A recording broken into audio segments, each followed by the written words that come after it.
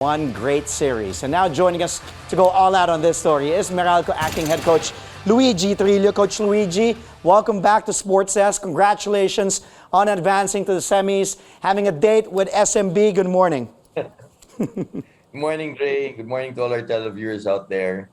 Thank you, Coach. I know Rhea said not to interview on game day. At least you won.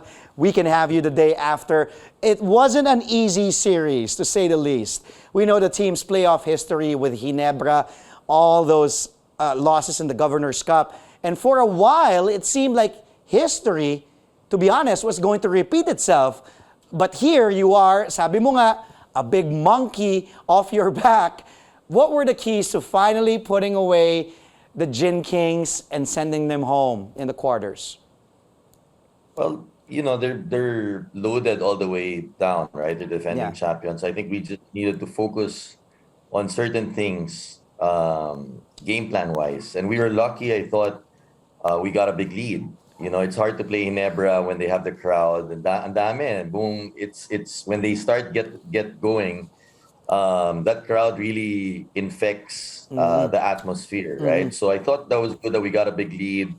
We tried to get them uncomfortable, and then after a while, Coach Tim, I think, went small ball, Yeah. and that small ball worked. So when they got Yeah. that shot by LA, that to me was already hard because they went up by one. And luckily, we were able to find the open guy, Chris Newsome, very unselfish, trusting Raymond. Like you said, rock and roll Almazal, and Raymond, full of confidence, Yep. took that shot. And proud of him, biggest shot, I think, of his career. Oh, yeah, for sure. And what a time to come for us, right? And then the stop by Cliff Hodge in the end. I mean, to me, everybody talks about the points, and that's good. But Cliff is the backbone of our defense, and he epitomized it all in that last play when he took that charge from Scotty Thompson. He moved his feet properly. I thought it was the right call. Scotty moved his arm towards Cliff.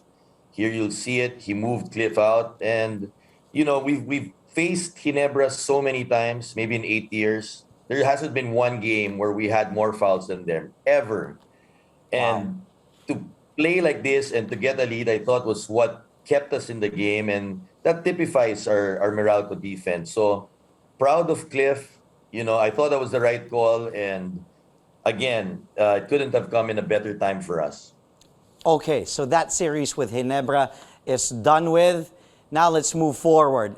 And like what I said to Coach Chito kanina, it doesn't get any easier. Even for you guys, you are facing those Beermen, the San Miguel Beermen in the semis. And Meralco is one of only two teams, as I mentioned, to beat SMB in the elimination round.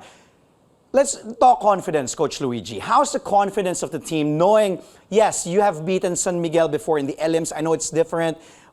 At that time, wala pa mga Jericho Cruz and all that. But still, you were able to beat a team like SMB. How is the team's morale and confidence heading into this series? I think they're just getting over the Ginebra one, but truthfully, Dre will have to refocus again.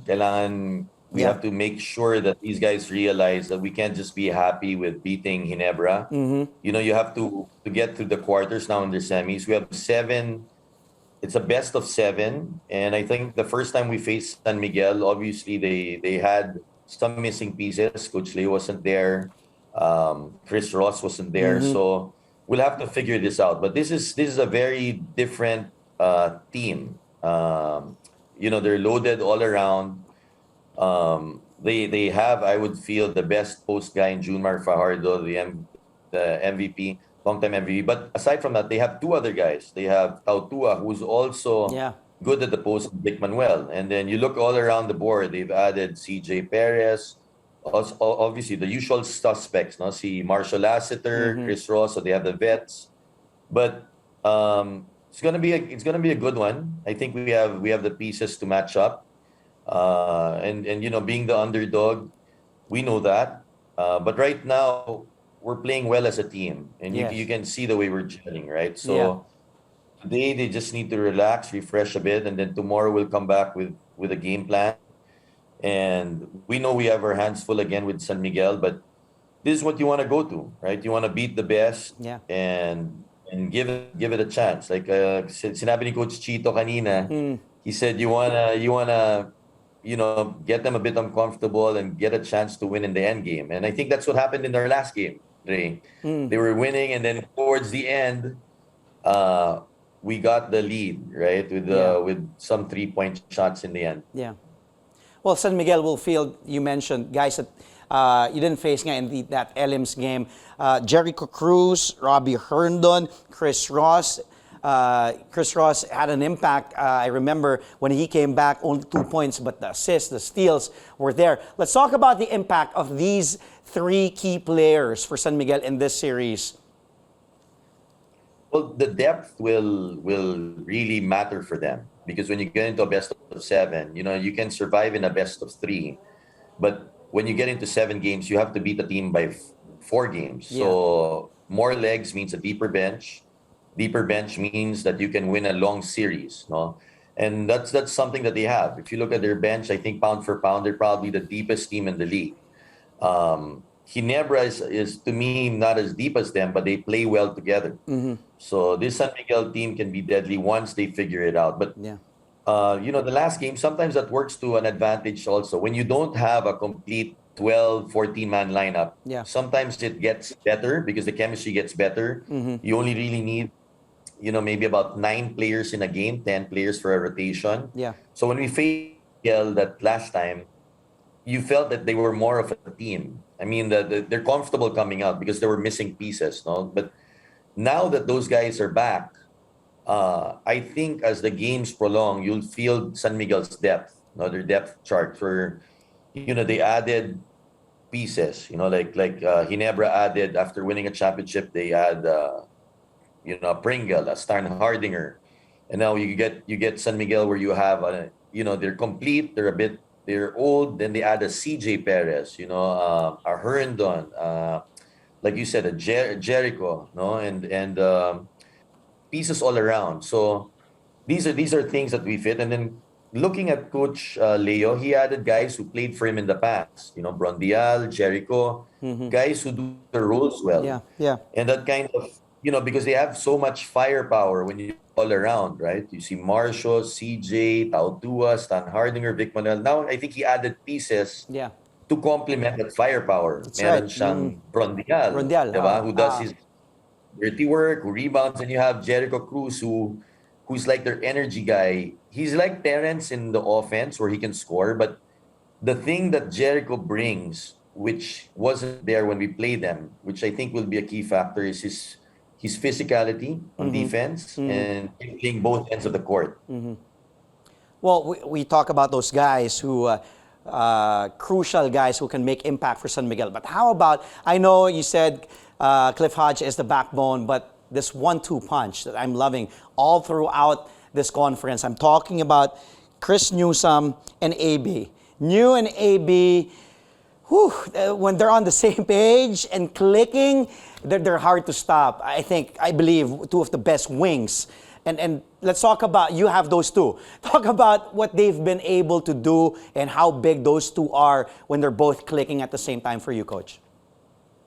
Well, just proud of both of them. If you look at Aaron Black's development, right? He wasn't that used in the UAP. His first 2 years he was. Then he's really had to work on his game. I've never seen two guys. Chris Newsome also works on his game, but I've never seen two guys, aside from the practice, come in and put in the work. Sometimes I see him at night. He comes home. He still works at night, and Wow. and he's being rewarded. Yeah. You see how he's improved. You see the time and effort AB puts in, and those stats are remarkable, right? In fact, he had 41 minutes yesterday, Wow. and knew in terms of carrying the load, he single-handedly carried us in that third quarter. Yeah, Where we were attacking. Proud of these two guys because they also play defense now. They used to attack AB early when he was a rookie, and he's adapted. And you can see it's not that anymore. He's holding his own, right? And Nu, aside from carrying the scoring cudgels, he has to defend the hardest player on the other team. That's right. So that's hard, huh? That's hard. And for somebody, you look at Nu, he's never been in the very underrated. He's never been in the mythical 5 or mythical 10. He's been here for a long time. he is our leader, and we feed off him, and everybody gets that from him. So we know that we can count on these two, and we know we're gonna be going up against the number one team, San Miguel. But I think these two, where they go, we go. Yeah. And just spoke over the phone also with Coach Norman. He was saying these guys gotta come up, and you have to find ways to get them going. Because in game two, credit Ginebra's defense, they Yeah. were all over them. Right, so it's nice to see them step up in big games, and this game three against Ginebra was a big game for us. Coach, again, thank you for your time. Go get ready for that series against SMB. Congratulations on that series against Ginebra. Thank you again. Happy Monday, Coach. Have a great week. Again, that was Meralco acting head coach Luigi Trillo.